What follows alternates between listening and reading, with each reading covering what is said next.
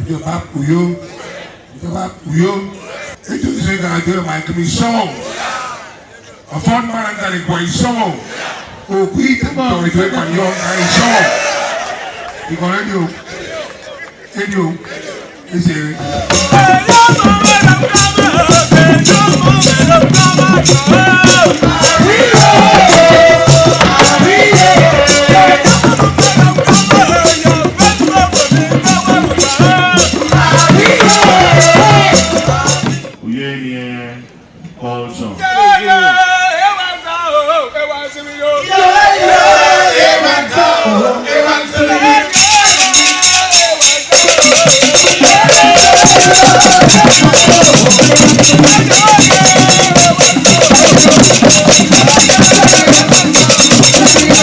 This was Unplugged song.